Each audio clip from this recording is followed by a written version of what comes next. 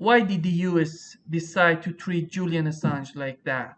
They destroyed his life. Even John Bolton is not happy with what they did to Julian. Well, I won't comment on Bolton's crocodile tears. I will say that they wanted to make an example of Julian Assange because he invented a new way of getting criticism of governments out into the ether and down into our computers. I called it at the time the fifth estate. You'll recall that the British talked about four estates. There were three in Parliament, and the fourth was the press and the media, the press in those days. And that was considered to be more important than the two houses of Parliament and the House of Lords. Those were the three estates. The fourth estate was the press. And that was, the fourth estate was valued as keeping the other three estates in check, moderating them, and making sure that public opinion could impinge on the decisions of the hoi aristoi, what my Irish grandmother used to call the muckety-mucks, okay? Now, that had been pretty much suppressed after, well, several decades earlier. There were weapons of mass destruction in Iraq. In all our media, it was treated as flat fact. And when, of course, it turned out that there were no weapons of mass destruction, no one suffered the consequences of being caught lying or caught being naive. I'll give you one example because it's very illustrative. The op-ed head of the Washington Post, his name was Fred Hyatt. He died last year.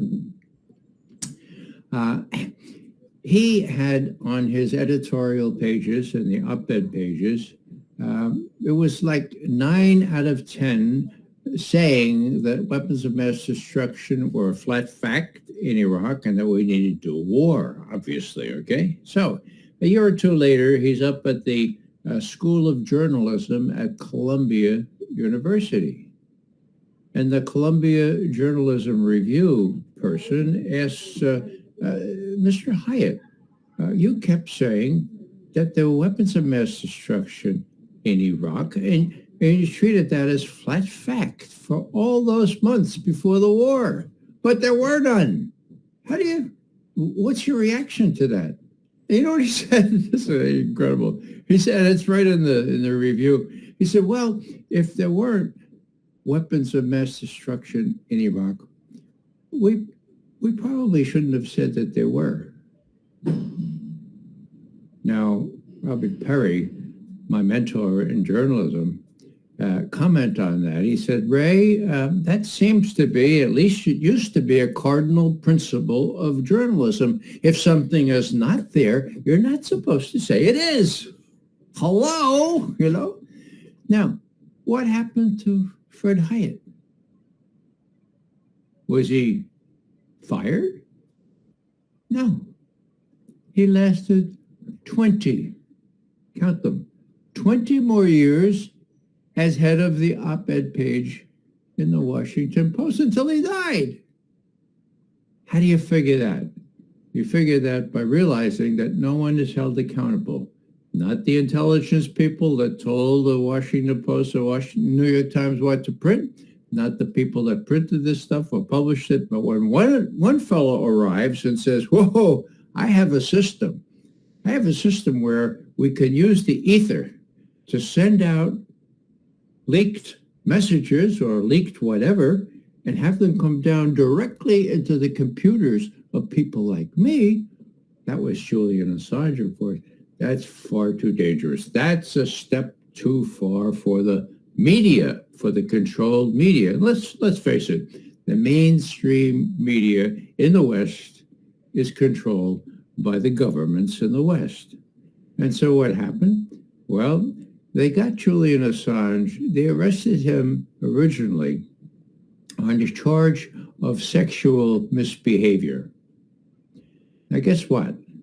That's a tried and true tested method of intelligence agencies to blacken someone's reputation, to say he's a rapist, okay? They use it all the time, okay? So how did this work out? What happened was Julian had slept with two different women in Sweden. They knew each other. And one of them got a little worried because she, I wonder if Julian was tested for AIDS. The other was, well, I don't know. It's no problem for me. She said, well, can we force him to get tested? Well, she said, I don't know. Well, let's go to the police to find out. So they go to the police. Now you have to realize that the Swedish police and intelligence services have very close ties with where I used to work, okay? And so the police got a hold of these women, and the women just wanted to know. Now this is in Nils Meltzer's book. He was the UN rapporteur for torture, okay? He visited Sweden. Okay, so all these women wanted to know is whether they, under the Swedish law, whether they could force Julian to have an AIDS test. Julian had said, no, I'm tested earlier. I don't have AIDS. I have to get on. I'm going to London.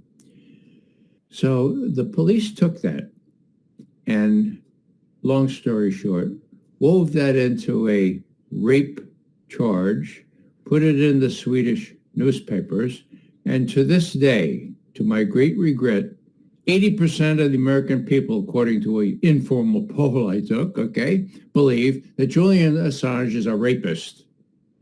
Now, how do we know how this all evolved? Nils Melzer, who I just mentioned, the UN rapporteur for torture, belatedly got interested in Julian Assange's case, went and visited him in Belmarsh prison, taking along a psychiatrist and another person schooled in this kind of thing, and determined with the help of these people that Julian Assange had been subjected to torture, psychological torture, pure and simple. For what? Well, Nils Melzer said, this is serious. I'm going to get to the bottom of this, okay? What did he do? He went to Sweden, as any good investigator or rapporteur would do.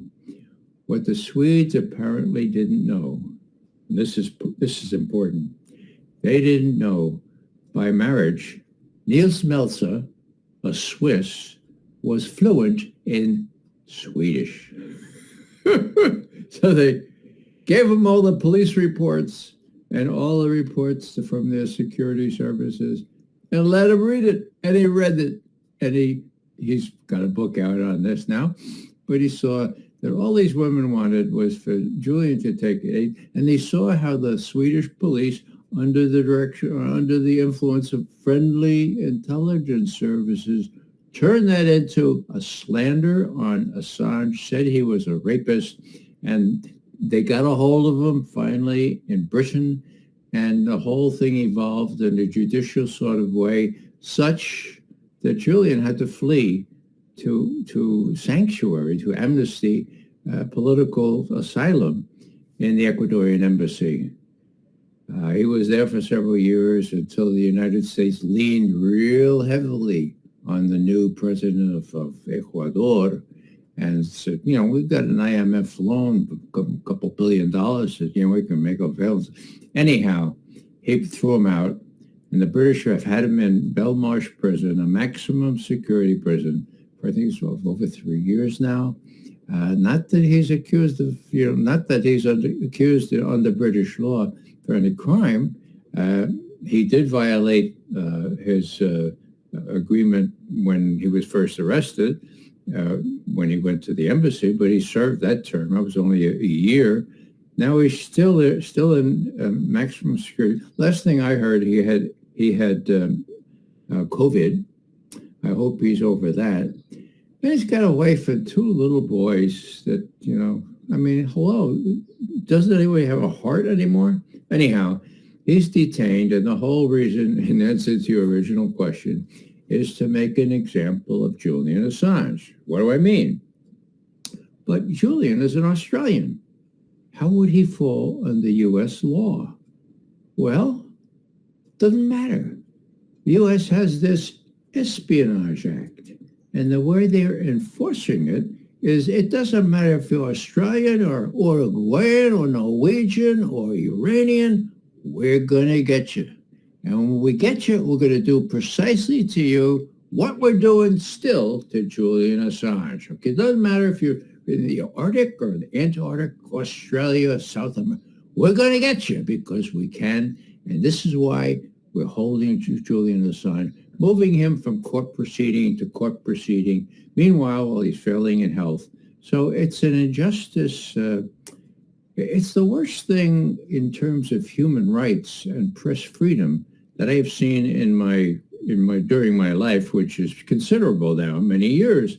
And the fact that it looks like the British are about to approve extradition of Julian Assange into a court in Northern Virginia, the U.S., where 99.4% of such cases, national security cases, they call them, this one under the Espionage Act, the jury always convicts, okay? There's no chance that Julian Assange will get a fair trial. The more so since he couldn't defend himself. The Espionage Act doesn't let people defend themselves. So it's a gross injustice. The people who are most against Julian Assange are the people, surprise, surprise, who were exposed by Julian Assange. Now, when people ask me why does the intelligence community hate Julian Assange so much? Why did Vice President Biden, right off the bat, call him a high-tech terrorist? Terrorist? High-tech terrorist? Who told Joe Biden to say that? Well, he didn't make it up by himself. People tell Joe Biden what to say. It was the intelligence community. Now, they couldn't abide what Julian Assange did. Now, what did he do? Well, one thing they accused him of doing was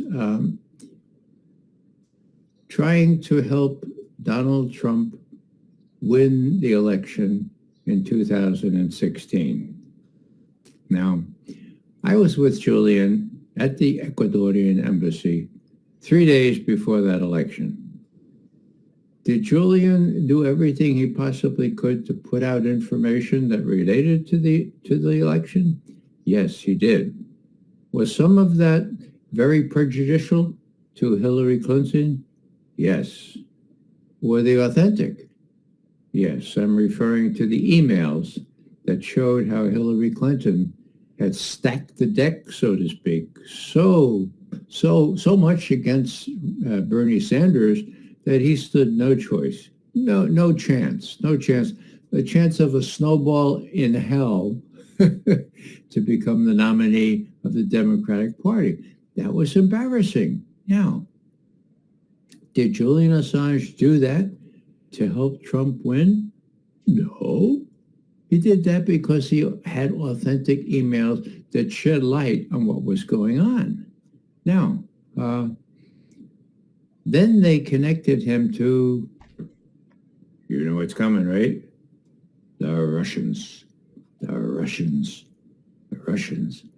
And the story, the fable that they wove was the Russians hacked those emails from the DNC and gave them to WikiLeaks, Julian Assange, to publish. So Julian Assange and the Russians are equally responsible for 4 years of Donald Trump.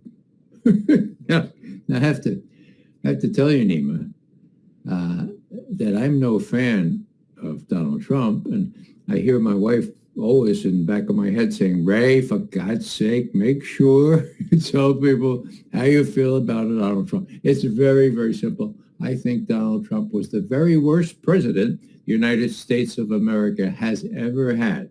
That's saying something, because there have been some pretty bad ones. George W. Bush may be the next worst, okay? But the truth is the truth.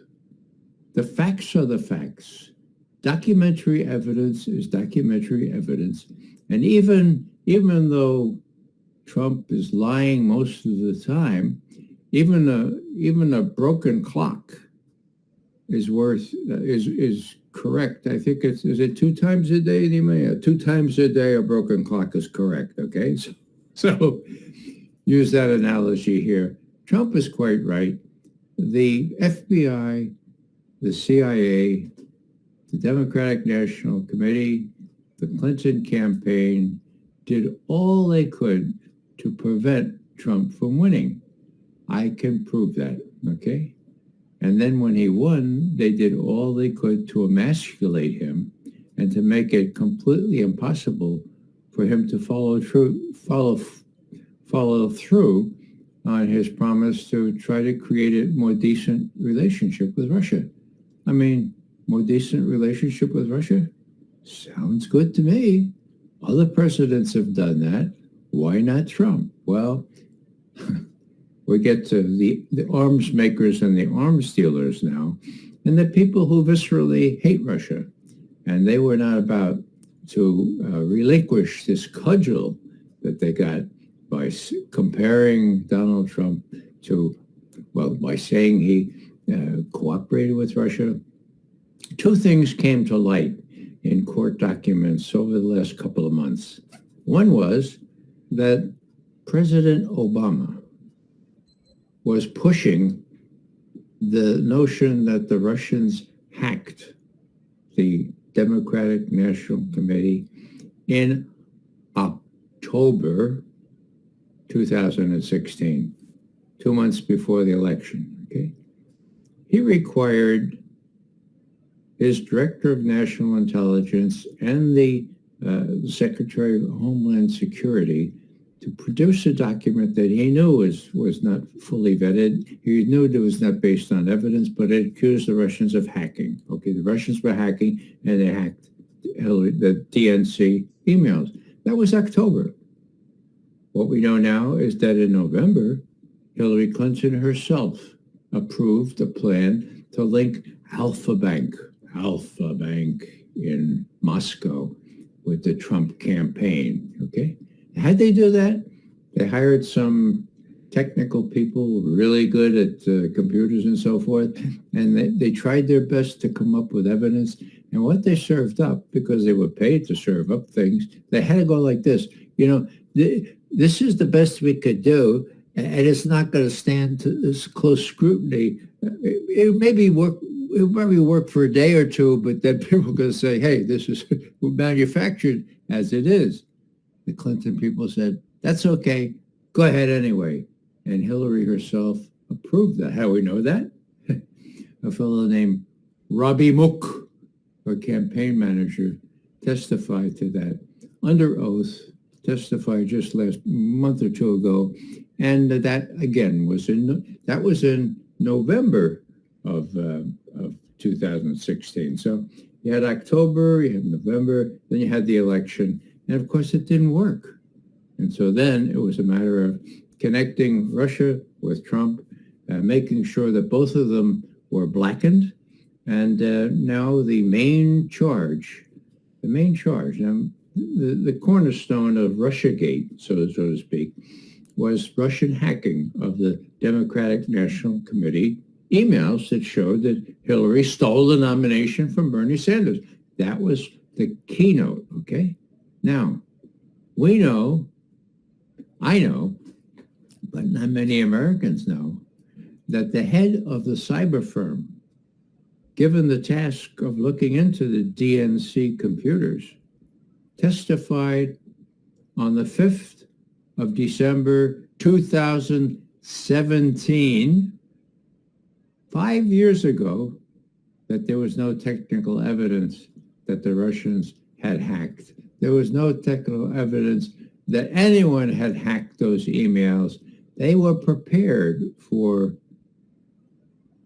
copying onto a a thumb drive or other external storage device, but there was no indication that they had left electronically. So we had been saying this, veteran intelligence professionals for sanity, we've been saying this since December of 16, okay, 2016. Here it comes out in testimony by the head of this cyber firm in 2017, December 5th, and he keeps the Adam Schiff, who became head of that committee, put it in his drawer and hid it for 2.5 years.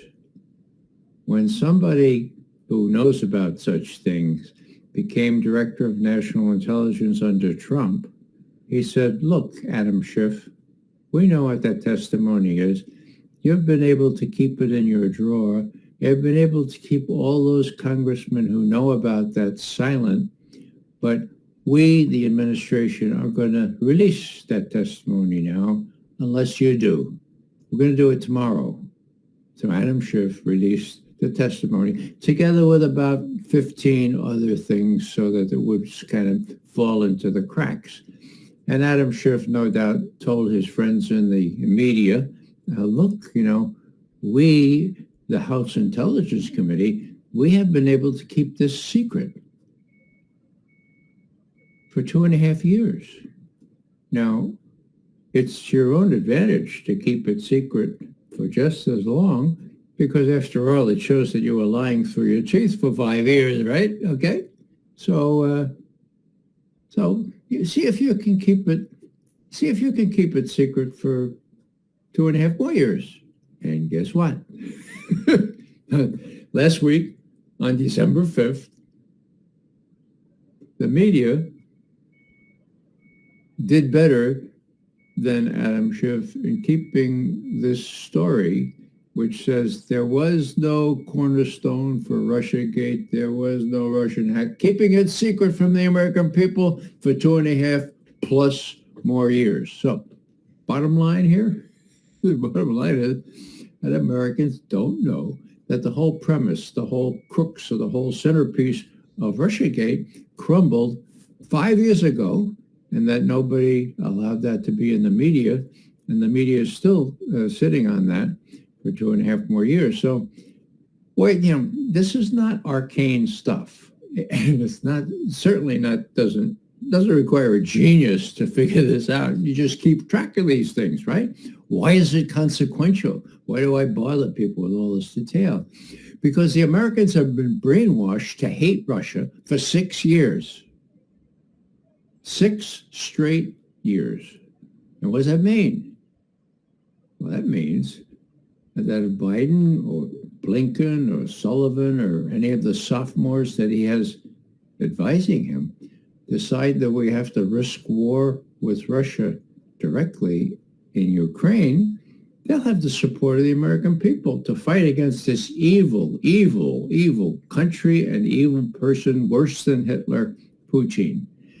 In other words, let me put it this way. If I were Vladimir Putin, I'm looking at what's going on, I'm saying, my God, the American people are being prepared for war against us. And it'll just take a little flick of the switch to turn on the propaganda machine as before Iraq, based on spurious intelligence evidence, WMD with respect to Iraq, Russian hacking with respect to RussiaGate, and we'll be at war with these people. That's very dangerous. That's consequential. And we have this business about the charging Putin with threatening to use tactical nuclear weapons in Ukraine. That's completely made out of whole cloth. That's spurious. That's just as invented as weapons of mass destruction in Iraq.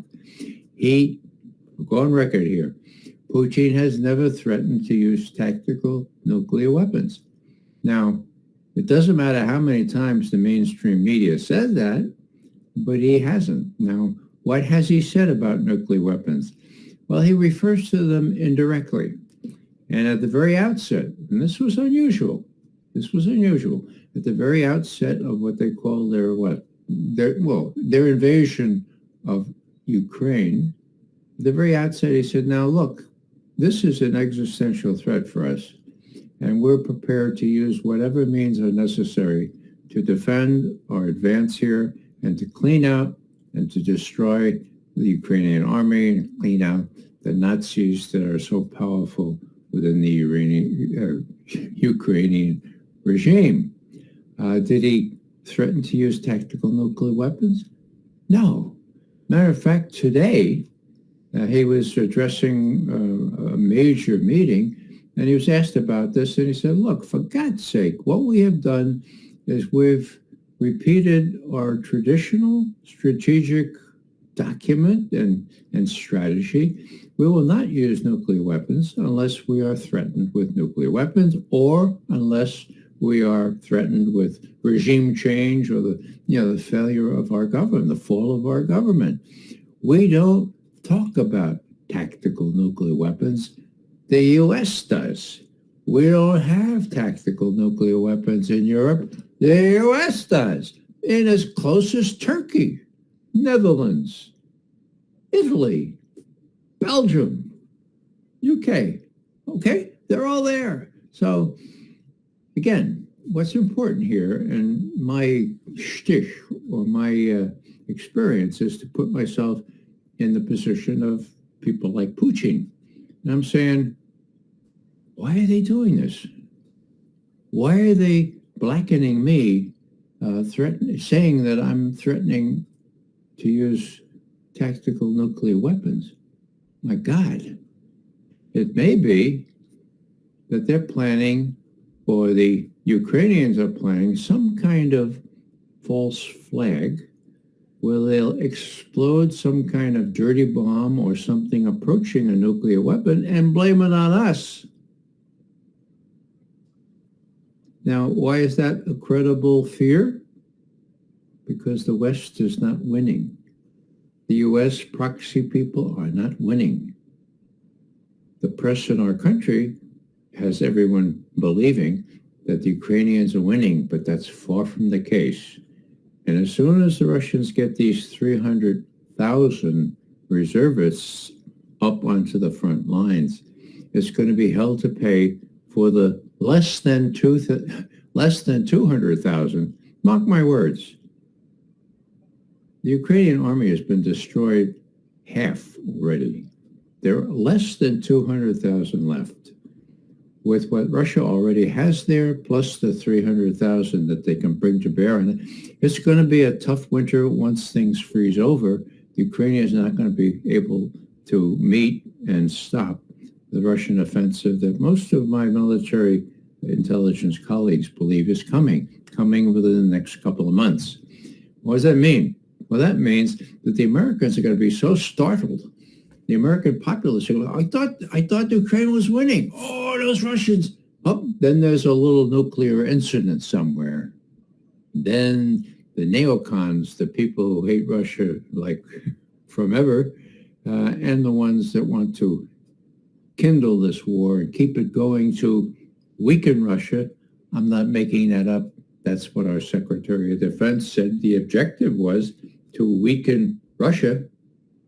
And Zelensky, the new person of the year, when he heard that what the U.S. was doing to supplying weapons and encouraging Zelensky to persevere, it all has to do with weakening Russia, Zelensky stood up and he said, oh, so that's why you're doing this. Oh, you don't care about the Ukrainians?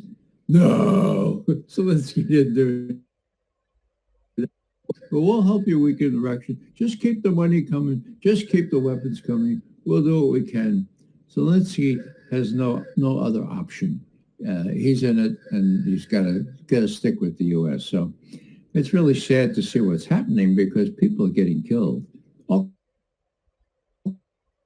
perspective. You know, if you reason as I do that Biden could stop this at the flick of his wrist by telling Zelensky, the jig is up, we got to make a deal. A deal is possible.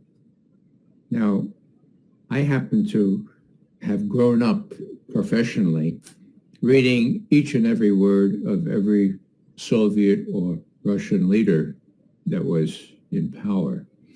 So when Vladimir Putin has a 3.5 hour press conference where he speaks for 45 minutes and then there's a long Q&A, well, I not only watched that, but I printed out.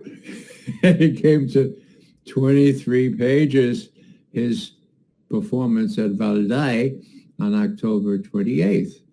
Now, there's no indication that any media representatives in Moscow, still less any of these producers in New York or Washington, took the trouble to read the whole thing or even to stay around to watch it, okay? So what's the deal? The deal is that the penultimate question, next to the last question, was really interesting.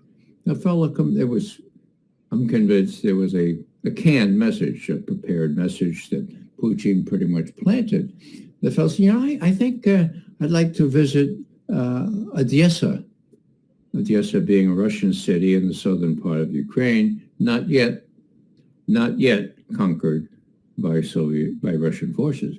I'd like to visit Odessa, says this questioner, but I don't know whether to apply for a Ukrainian or for a Russian passport. Pretty clever way of asking the question, isn't it? Well, what does Putin say? Putin says, well, I can see where you'd like to visit Odessa. It's a beautiful, beautiful city. But Odessa is in a crucial position now because it could be a Яблоко раздора, which translated from the Russian is an apple of discord. If you know your Greek mythology, you know that started the Trojan War, for God's sake. An apple of discord, or it could be the beginning of a process where we could kind of work out things in a peaceful, accommodating way to satisfy both sides. Now, did Putin say that? Yeah, he did. Was that a canned question? I think so. It doesn't matter if it was a canned question. That's what he said. Did anybody report that? No. Why did he say that? He said that because Blinken is tone deaf, Sullivan is a jerk, the other people working for Biden are sophomores that don't really know what's going on. So the Russians choose this very familiar technique of changing their rhetoric, dropping in little suggestions. Look, if you don't want us to conquer Odessa, if you don't want us to make Ukraine completely blocked from the sea, a landlocked, whatever, agricultural center for Europe, well, then you ought to talk to us now, because a couple of months from now, it's going to be too late. We can go all the way to Romania, and we probably will. So here's a little Odessa, Apfel, Яблоко раздора, apple of discord, or Яблоко of peace. So what I'm saying here is that this is not impossible, but it requires the people running our policy, like Victoria Nuland, who was responsible largely for the coup in Kiev on the 22nd of February 2014, requires her to be fired. You're not going to get her to change her ways. She has an innate hate for Russia. And she's one of these people that thinks that Russia is genetically evil. You know that our National Intelligence Director, James Clapper, accused Russia of being almost genetically inclined to do all manner of evil things. Genetically. My God. Oh, well, who's he? He was the head of all U.S. intelligence. The CIA, the FBI, they all reported to James Clapper. So what I'm saying here is that there are people who hate or think they should hate Russia viscerally. There are other people who want to make arms and profiteer on wars such as this. And both of them seem to be very naive and thinking that they can do all this forever without Russia reacting in such a way as to risk real trouble, namely nuclear war. I see. Yeah. You talk about the negotiations. We know that Merkel just recently she confirmed that Minsk 1 and Minsk 2 in 2014 and 2015 was buying time for Ukrainian to strengthen their military. When we see Merkel confirming such a big statement that they were buying time, they were playing around Russia, how do you see this? Well, it's incredibly cynical. Merkel was not the worst of them, but this shows, that Spiegel piece shows that she was in it from the beginning, that the way they bought time was to take responsibility together with the French for working out the Minsk Accords. Now, those Minsk Accords enabled a ceasefire at the end of 2014, but the operative parts of that were that Donetsk and Lugansk would have a measure of regional autonomy under a changed constitution in Kiev. That was the deal, okay? There would be a ceasefire. In other words, the Ukrainian units would stop firing on Russian-speaking populace in Donetsk and Lugansk, the so-called Donbass, okay? In return for there would be a regional autonomy working into the Constitution, and there would be a ceasefire, okay? Now, what happened? Well, there was that Minsk, and then early in 2015, there was another Minsk, and they were both guaranteed pretty much by the Germans and the French, and no one pressured the Ukrainians to say, look, you ought to abide by this. For God's sake, change your constitution and give a measure of autonomy to Donetsk and Lugansk. Don't be firing shells at them all the time. Don't be killing Russian-speaking people. No one said that to them, and so they didn't do it. Poroshenko comes in, and he says, well, yeah, that's the whole idea was we wanted to wait so that we could get our army trained up by NATO standards and get it equipped and already. And, and then we take back these provinces all by ourselves. We don't need any Minsk. We don't need any regional economy. So they admit that now. Merkel admits it. Former President Poroshenko admits it. Now, why do they admit it? You and I can see how cynical, how ugly that is. Lots of people died because of that. Well, they can admit it because who cares? Nobody will call them on it. The mainstream press won't even take note of it. The population at large in the United States and in Europe, they don't give a rat's patootie about how this all happened. All they're inundated by is this propaganda that evil exists and evil is Putin. Putin is the new Hitler, and Russians are genetically disposed to do evil, and that's why they invaded Ukraine unprovoked. Now, the phraseology from the beginning was this was illegal and unprovoked. There is a good legal argument to say that it was not illegal, but I'll let that be for the lawyers, okay? The UN Charter provides for what the Russians did. You have to interpret it a certain way. We'll leave that go. How about unprovoked? Give me a break.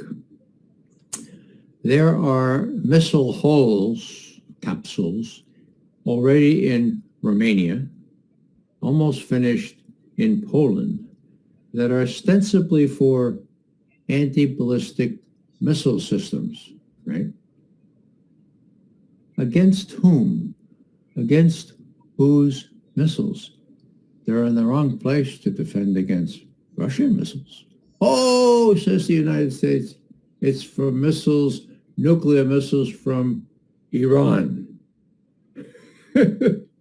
Now, little problem with that, Iran didn't have and still doesn't have those kind of missiles, long-range missiles, and they were not working on a nuclear missile program, nuclear warhead program, which the intelligence community does admit they were not working on that. So what about that, said the Russians? What about this is not an anti-ballistic missile system. Oh, yes, it is. Well, the Iranians not only don't have them, but they've signed an agreement which would preclude them from having them for 5-10 years. Well, answer from the U.S., well, they could get them later on, so. Well, give me a break. They were not to defend against anyone. They're the same capsules, the same size exactly, that fit Tomahawk. That's what Putin calls Tomahawk missiles, okay? Tomahawk missiles, cruise missiles, slow pretty much, relatively speaking, but that can reach Moscow in 7 to 10 minutes. Or same size capsules, same size holes in the ground in Romania and Poland that can accommodate hypersonic missiles that can reach Moscow in 5 minutes. Count them, 5 minutes, okay? Now, if you were Putin, would you want to be put in the position of having to decide within 5 minutes, launch to target, to decide whether to blow up the rest of the world? I mean, that sounds pretty dramatic, doesn't it? But that's what it means, okay? No, he doesn't want that. And he has made it very, very clear that he will prevent that. That's why he wanted some new European security order. Now, this is something that most people don't really know. This came to a head late last year, 2021, when the Russians wanted to create a treaty which would give ample recognition to Russia's own core interests, its own strategic interests. That, of course, would include these emplacements of missiles right on the border of Russia in Romania and Poland. Now, in early December, Putin and Biden agreed that they would negotiate on that. And negotiators were all set to begin in Geneva on January 9th and 10th of this year, 2022. What happened? Well, on the 30th of December last year, the White House got a frantic call from the Kremlin. Mr. Putin would like to talk to Mr. Biden quickly. What for? Or negotiators are meeting in just 10 days in Geneva. What's the rush? Mr. Putin wants to talk to Mr. Biden now. Now, to his credit, Biden said, okay, well, I'll take a call. And there was a call on the 30th of December. And during that call, according to the Russian readout, it says, Mr. Joseph Biden said that, quote, Washington has no intention of putting offensive strike missiles in Ukraine, period, end quote. Whoa. So, although these holes are already in Romania and going into Poland, here's Biden promising not to do that in Ukraine. This was a very good start to the negotiations. The Russians were very happy. They had a big New Year's Eve celebration and said, looks like the talks are off to a good start, right? Well, what happened? Biden woke up. No, I don't know this for sure, but this almost certainly what happened. Biden woke up on New Year's Eve, and Blinken and Sullivan and the others around said, Mr. President, you didn't really promise that, did you? You didn't. Well, yeah, I thought, it'd be a good way to get the talks off to the good start. Well, Mr. President, Forget about it. Forget about it. And guess what the United States did? They forgot about it. What happened? Well, 6 weeks later, on the 12th of February, Putin and Biden talk again. The readout this time is that there was no discussion of the earlier undertaking to forbid the emplacement of offensive strike missiles in Ukraine. So what happened? Well, simplest solution is that Biden was overruled, that he wasn't strong enough to say, look, I made this promise and we've got to follow through, at least negotiate on it. They didn't even negotiate on it. So this is mid-February now, okay? This is less than 2 weeks before the invasion of Ukraine. Now, what else happened in February is really even more important than this apparent deception. And that is that Mr. Putin had been invited to supervise the beginning of the Olympics, the Winter Olympics in Beijing. Xi was there. Xi, of course, has called Putin his very best friend. They've met about 28 times over the last several years. I think they are friends. I think that matters. In any case, at that first meeting on the 4th of February, the Russians and the Chinese issued an incredible document showing how close they were strategically, how they considered their alliance above and beyond, extending beyond a traditional alliance. And there was a very friendly opening to the Olympics. Now, what happened on the side? This is my notion of what Putin said to Xi. Mr. Xi, or Xi, my best friend, the Americans are not taking us seriously. You have core interests with respect to Taiwan. We have core interests with respect to Eastern Europe. They're shelling the hell out of Donetsk and Lugansk. There's been an uptick in shelling. The Nazis are reigning supreme. Neo-Nazi, whatever you call them. They're calling the shots in Kiev with U.S. acquiescence. It may be that we'll have to invade Ukraine to destroy their army and to denazify Ukraine. What do you think? Now, I don't know for sure, of course, but given what happened after that, I'm pretty sure that Xi said, invade Ukraine. You mean after the Olympics are over, right? Oh, yes, best friend Xi, after the Olympics are over. Olympics are over on the 20th of February.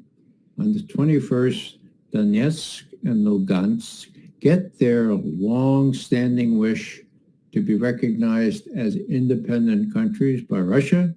2 days later, they ask for aid to Russia, and then you have the invasion of Ukraine into the Donbass, Donetsk and Lugansk. So, was it a coincidence? No, I think that Xi gave his tacit approval. When I say tacit, I have to say that because it's against Chinese long-standing policy, their sacrosanct attitude toward not violating the territorial integrity of other countries. Sovereignty rules supreme. Some Chinese experts had told me before this that the Chinese were the virtually only proponent of the Treaty of Westphalia from 1648, I think it was, okay? Non-interference in the affairs of other countries. That's how Europe decided that killing each other wasn't the best way to do it. 30 Years' War ended, and they decided to have states whose boundaries would be protected. That was the core. That was the linchpin, fundamental principle of Chinese foreign policy. That's why virtually all my Chinese expert friends told me Xi Jinping would never go along with invading Ukraine. Well, I took their word for it, and so I was surprised. when Putin invaded Ukraine. And I reasoned back that, he wouldn't have done it unless he had at least acquiescence from Xi Jinping. And in reality, what happened was not only did Xi Jinping, so to speak, give Putin a waiver on Westphalia, but he also changed the phraseology, changed the rhetoric. And this is important for a communist state. I mean, when you come up as a criminologist, you have to recognize this. It's the same for China. So instead of emphasizing the principle, the sacred principles of territorial integrity and sovereignty, according to Westphalia, the new phraseology said, and I quote, when a country has core interests in Europe or vis-a-vis Taiwan, we judge each situation on its own merits. Wow! Westphalia, one thing, on its own merits is another thing. Now, the Chinese have since relapsed into saying both, that if Westphalia is still important, of course it is still important, but that was the crucible. Would the Chinese support Putin? They did, and we could see how things are working out. I'd just like to say in finishing this little segment that what we have now, as a result of this adolescent, benighted attempt to isolate Russia with sanctions, we have now is a bipolar world. You can consider it multipolar if you like. That's also true. But the way I look at it, it's a bipolar world with the lily white West on one side, and the Chinese, Indians, Iranians, Argentinians, Brazilians, South Africans, Russians on the other. Now, in the UN, it could look very strange, but in the world, you have most people opposing sanctions and working very much to defeat not only the sanctions, but to defeat the world order, which allowed the U.S. to exert this preponderant influence, this preponderant power over the rest of the world. So the unipolar world is dead. It's gone, okay? And it seems to me unlikely that the hegemony that the U.S. used to exercise in world affairs is slipping away gradually, but inexorably as well. Emmanuel Macron of France had an interview with 60 Minutes in which he was telling that the only way out of this conflict would be the negotiations. And he had met with Biden. Biden, he was emphasizing, he was telling that negotiation would be the only way out of this. We have General Mark Milley. He said Ukraine it's impossible to Ukraine win in this war. We have to negotiate. But we know all of these statements. But what would be a negotiation? What would be on the table? What they want to negotiate? We see Zelensky asking for Crimea. He's not asking for Donbas. He's asking for Crimea. He said that we want all of these regions, all of these areas back. It's almost impossible to reach a negotiation like this. Well, if you accept the fact that Ukraine is simply a pawn in a struggle between the United States and Russia, then it doesn't really matter about what Zelensky thinks. It doesn't matter because he's powerless. He's between two inexorable things. One is the fact that the U.S. is holding him by the reins, and the other is that the neo-Nazis, who are a very powerful element in Kiev, if Zelensky does something they don't like, he's finished, okay? So if the idea is, as our Secretary of Defense said, Austin, just about 4 months ago, I think now. He said, look, the aim is to weaken Russia. Well, that ain't going to happen. And I would think that if I were the president of Ukraine, I would not let my country and my people be killed as pawns in this struggle to weaken Russia. Let me just add that for Russia and for Mr. Vladimir Putin, this is an existential problem. He sees an existential threat coming from the West, the immediate forerunner of which are these holes in Romania and Poland, and the ones that Biden at one point promised not to put in Ukraine. They're not going to go anywhere near the border of Ukraine and Russia now, but they could go into the western part of Ukraine. So that's the immediate problem. What's the problem? Well, are you going to say that Putin was not provoked? Well, people say this. This is interesting, Nima. They say, well, yeah, maybe you should look at it like, well, let's say China did a deal with Canada or with Mexico and sent troops or missiles into the border area of Canada and U.S., Mexico, and wouldn't that be an analogy? Well, you don't have to be speculative about this. This already happened 60 years ago, the Cuban Missile Crisis. It's a precise analogy. Why people can't think through it. You don't have to be a brain surgeon to figure this out. Kennedy found out that there were medium range, intermediate range ballistic missiles going into Cuba. Some of them were already there. This was October 1962. We didn't know it at the time, but some of them were armed with nuclear warheads.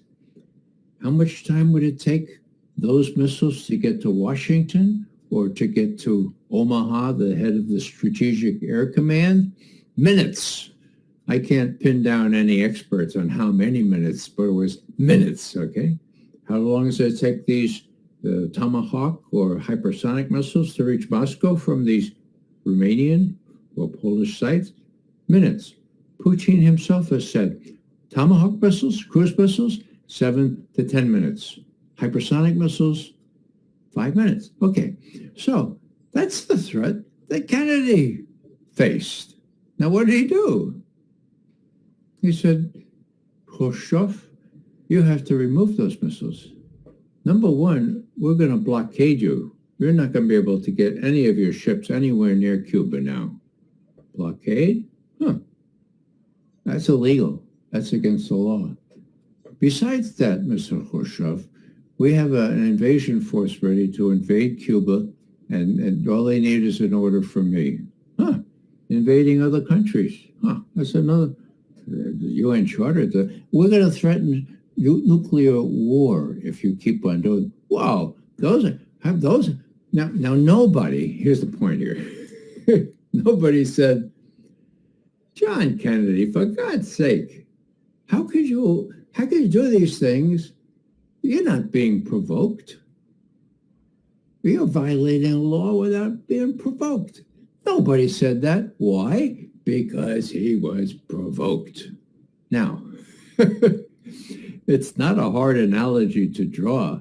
Medium-range ballistic missiles that can reach your capital or your Strategic Air Command or Russian ICBM sites or Moscow. I mean, it's a direct analogy. So to say that Putin, when he invaded Ukraine, was completely unprovoked is a bald-faced lie, okay? It's a bald-faced lie.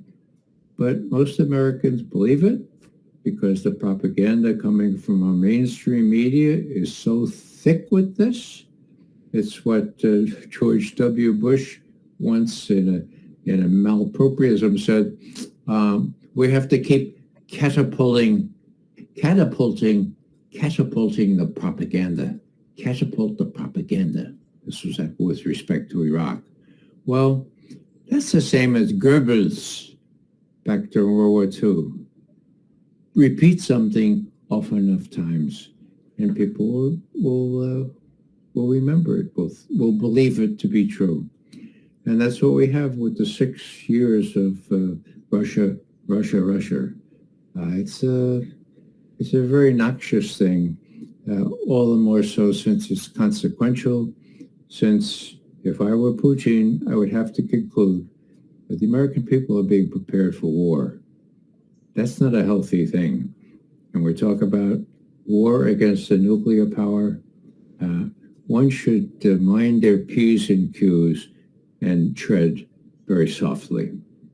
But do you think that Putin gonna give back this piece of lands that he has occupied? No.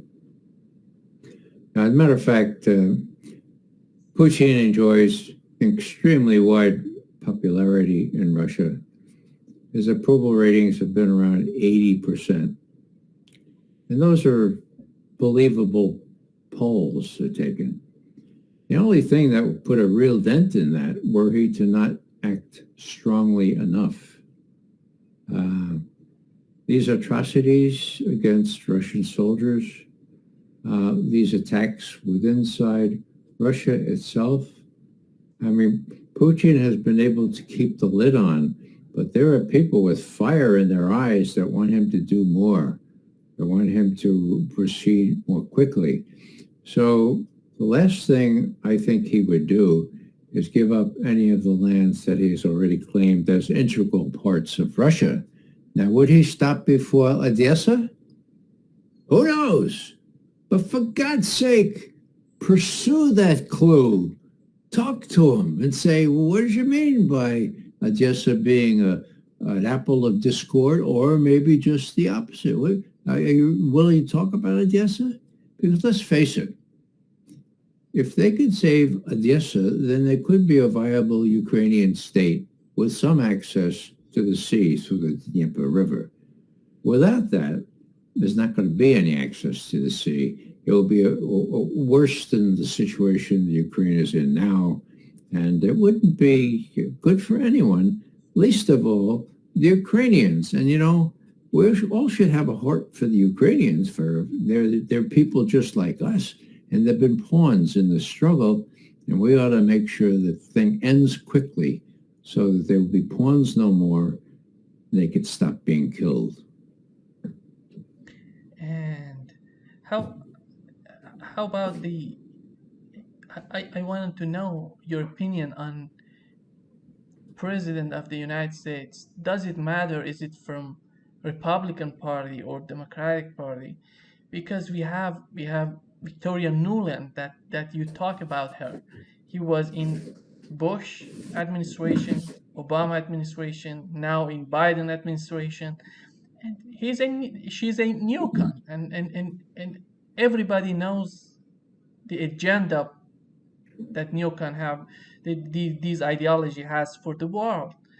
But how do you see this changing in the leadership of the United States? I wish I could give you an answer to that is more positive than the one I'm going to give you. Nuland is, she worked for Dick Cheney, by the way. I think most people know that.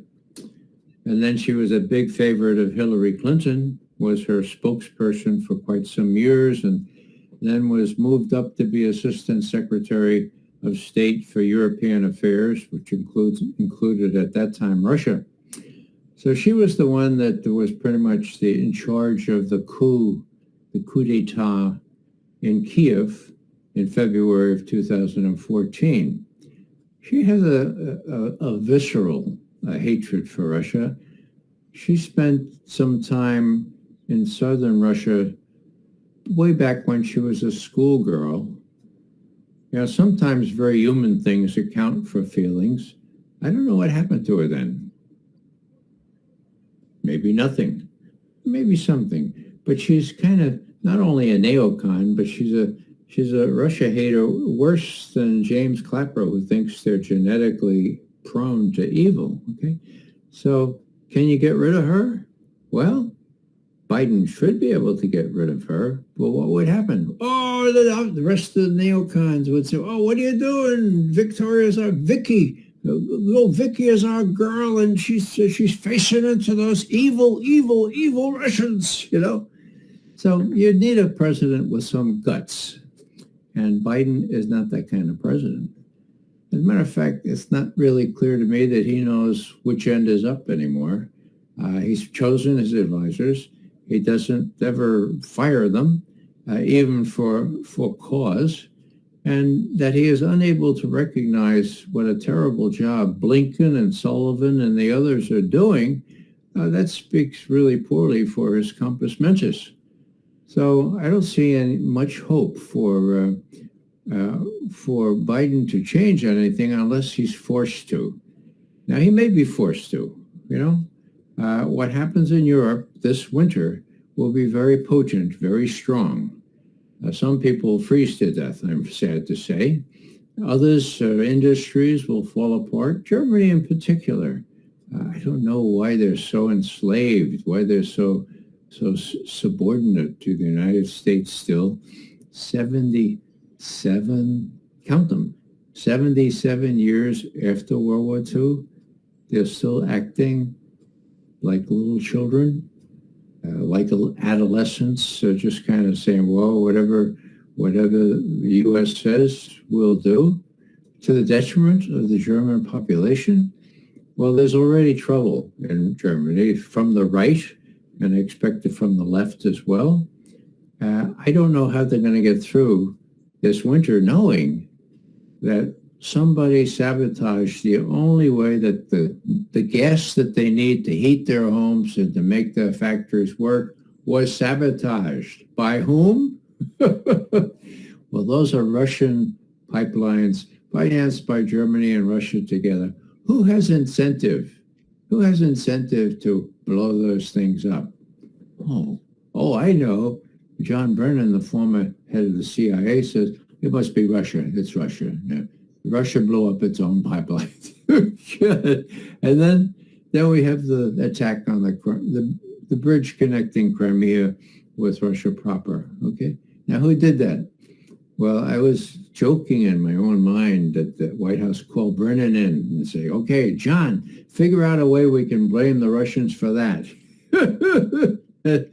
Even Brennan couldn't come up with an explanation for that.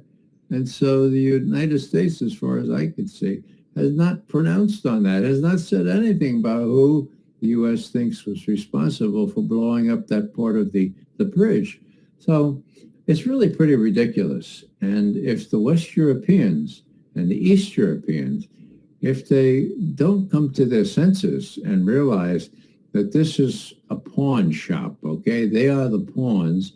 The U.S. is fighting against Russia, and various degrees of hostility toward Russia exist in Eastern Europe and the Baltics supremely, Poland also supremely, Hungary not so supremely, Benelux and Italy and Turkey not so supremely. So NATO itself and the EC are rent into various factions. And that showed very clearly this week when Hungary vetoed this plan to give, 18 billion more economic aid to Ukraine. So what I'm saying here is that force of circumstance, and I see it coming mostly from Europe, is the only thing that could change Biden's outlook on things. And even that, his advisors would have to understand, and I don't think they're capable of understanding, that the U.S. is no longer the preeminent, no longer even the exceptional, much less indispensable country of the world. They've been groomed in these Ivy League schools to believe that we are the city on the hill and that everybody else should recognize that and behave accordingly. It ain't gonna work. We started with Julian. I want to finish with Julian as well. And in his statement in 2010, Julian said, history will win. The world will be elevated to a better place. Will we survive? That depends on you. and me, and everybody out there. And did we do enough for Julian? The answer is no, uh, with the caveat that a lot of us have tried very hard to bring Julian's case to the public consciousness. Now, I explained earlier on how it was they got their hands on Julian. It was corrupt from the beginning. It all has to do with our First Amendment, and that is the freedom of speech and the freedom of the press. You know, when you look at our history in the United States, when the Constitution was crafted by our founders, it was not only James Madison, it was also George Mason that crafted. George Mason did most of the drafting, okay? And when they got it all together and Madison said, okay, let's go with this, Mason said, I'm sorry, I can't do it. And Madison went, come on, George, for God's sake, you drafted most of this. He said, it doesn't have an amendment. It doesn't have freedom of speech. It doesn't have freedom of the press. I can't sign this thing. It was a shock to Madison. Madison said, all right, George, look, I understand and I sympathize with your position. I promise you that I will have horsemen going up and down the eastern seaboard for the next 3 years, soliciting amendments, permission for amendments. Well, we'll get this freedom of speech. We'll get this freedom of assembly and freedom of the... We'll get it, George. Would you do me a favor in the interim? George said, what? Just keep your mouth shut. If you told anybody that you wouldn't sign this thing, it's dead, because they know you drafted it, okay? Well, in those days, gentlemen kept their promises. Constitution was approved. Madison and others authorized solicitation of the first Bill of Rights, the first 10 amendments to the Constitution, the first of which was all-important freedom of speech, freedom of assembly, freedom of the press. That's what's at stake here, okay? And the press has become so subservient to the government that even the press doesn't really get it, how dangerous it will be if you let the U.S. government pursue publishers of information that embarrasses big powers, governments. In other words, I talked before about wherever you are, if you're Australian or if you're Icelandic or if you're South African, they're going to get you. And that's what they're trying to prove. And what a, finally, the New York Times, El País, Le Monde, The Guardian, and one other, five newspapers, the ones that actually published most of what Julian initially brought out, they have appealed and said, no, don't convict him. Don't convict him. Don't extradite him. He should be free because he's only doing what a normal reporter or publisher would do. But even so, now get this, even so, when the New York Times announced this, they included a paragraph which said one of the reasons that Julian Assange is so hated is that he participated in the Russian hacking of the DNC emails in favor of Donald Trump. That's another reason why he's really hated. Now, the author was Charlie Savage. He's not a stupid person. He knows that he's lying. He knows that even though the New York Times has not printed the story about the testimony under oath that there was no Russian hacking of the DNC emails, he knows about that, but he puts that in there. Why? Because he needs the money. He needs to keep earning $200,000 a year, and it doesn't matter. He doesn't give a rat's patootie with respect to what the truth is. And so those are the, what do you call them? I could think of some names, but those are the kind of people who are all-star journalists these days. And even though the Times, let's see if I can, Times, Guardian, El País, Le Monde, there was one in Italy, I think. Anyhow, they all admitted that, we benefited from this. No damage occurred. Now, damage to reputations, of course. Let me just say one thing about the content of what WikiLeaks produced. I'm a Russian analyst. From 1964 until 1990, I pored over everything that the Russians said, the Russians did, and I was in charge of Russian foreign policy analysis at the CIA. So when I looked at trying to think of what line I was going to pursue now. When I looked at the WikiLeaks substantive take, in other words, the cables that they released, I found, and others found, I wasn't the only one to find it, a cable from Embassy Moscow, dated February 1st, 2008. Now, it was an authentic cable. If I've read one authentic cable from Moscow, I must have read about 7,000 by that point, okay? And what did it say? The title was, Niet means Niet. Russia's position, red line on admission of Ukraine to NATO. Whoa. Niet means Niet, okay? Who was it written by? Bill Burns. He happens to be head of the CIA now, but at that point, he was ambassador, U.S. ambassador to Russia. Now, what was he reporting? Sergei Lavrov, Russian foreign minister, at that time, February 1, 2008, recently appointed, but still Russian foreign minister, called Bill Burns in. Mr. Burns, do you know what Niet means? Burns, I'm like, yeah, I think I know. Well, Niet means Niet.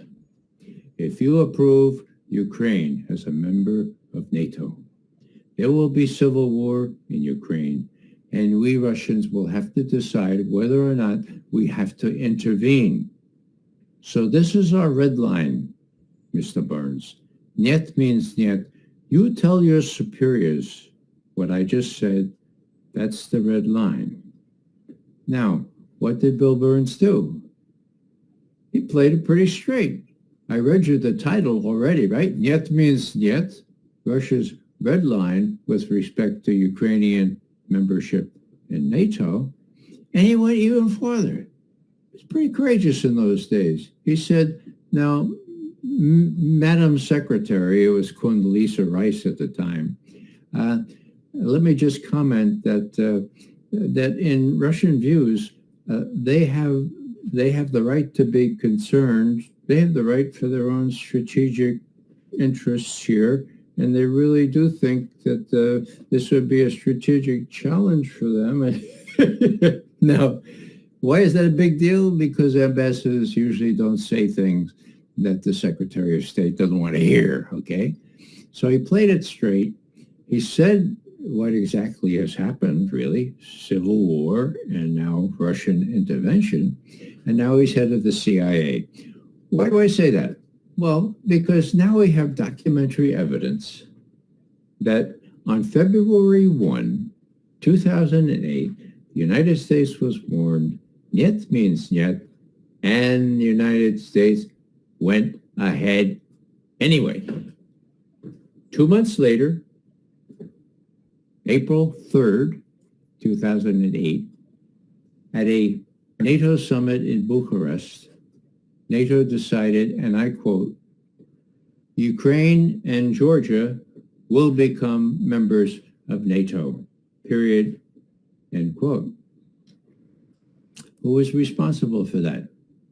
George Bush and Condoleezza Rice and Dick Cheney, okay? They were going out of office, the next year. They didn't give a rat's patootie how this evolved, okay? So what am I saying here? I'm saying that this is really pernicious. Now, one of the actors in this was Angela Merkel. Another one was the French prime minister. Well, they could have stopped it. What the Germans and the French say, well, we didn't think this was a good idea, but, the Americans, I can't stand it. I can't stand it. The Americans wanted, so we did it, right? It's all the same today, right? So they thought that, it would take a long time. And the Russians really, they'll cool their, well, the Russians were serious. We know how serious they were now, even more serious when strategic threats go down to the 5-minute level in terms of time from target to from launch to target. And so what I'm saying here is that when we have this kind of access to authentic official communications, well, we know a hell of a lot more than we would otherwise know. And the powers that be, what my Irish grandmother would call the muckety mucks, okay? They don't want that to happen. And they're hell-bent in preventing it from happening. That got their clutches on Julian Assange. They're making an example of him to intimidate the rest of the press. And I dare say that the rest of the press is already intimidated in some measure. They're also acquiescing in some other measure. And so it's really up to us, Nima, you, me, other people who have access to the same ether that WikiLeaks has access to make sure that we widen our listenership, our viewership, just so that people can know what's going on and not have to accept the version that's served up to them like pap by what we call the establishment or the corporate media. Again, corporate media, part of the Mickey Mat, the military, industrial, congressional, intelligence, media, academia, think tank complex. It's much more complicated than it was during Eisenhower's time. He talked about the military industrial complex. Now it's much broader. It includes the media, and that's the big deal, because without the media, they can't make it work. So they have to enlist the media, whatever cause it is, whether it's Iraq or whether it's Ukraine. That's what we have to fight against. And I dare say that maybe you've heard me say this before, and I apologize, but I'm not the brightest guy in the world. There are a lot of bright people. Julian is one of the brightest people I ever met. There has to be other people who can figure out a way to get us, to get our truth. I mean, this is what it's all about. This is, got it? Got it? Truth, okay? We wore these shirts sitting in the front row at Chelsea Manning's court-martial at Fort Meade in Maryland. When she came in, she saw us. When she left, she saw us. She couldn't turn around to see us, but she knew that we were there. That's called support. That's called, support. So what I'm saying here is that I suspect, maybe it's just me, that the fault in our inability to reach more people is not in the stars, but in ourselves. In ourselves. So maybe you know some really bright people. I've been trying. There's got to be a way that we can educate the Brazilian people, the American people who will watch this overseas, and have them educate others. The truth, as Julian Assange has said confidently, will always win in the end.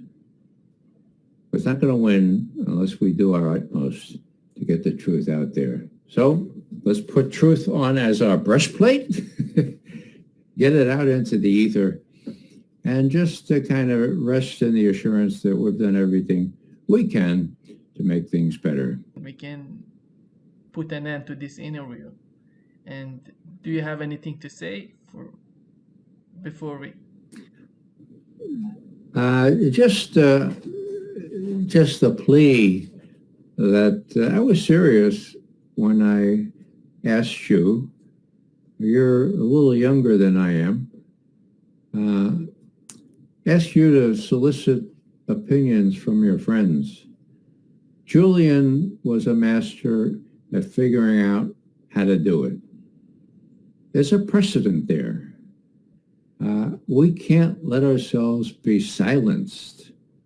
And the way to do it is by clever use of the internet and the ether and everything else. And I'm clearly too old and not bright enough to figure out how to do it. I've been trying now for 20 years. So, it's a sincere hope that people your age can reach out and talk to the people who have technical knowledge, show them how high the stakes are, and get them to cooperate in leading us into the kind of new genre that Julian Assange instituted with WikiLeaks. I thank you for the opportunity to be with you, Nima. Thank you so much, Ray.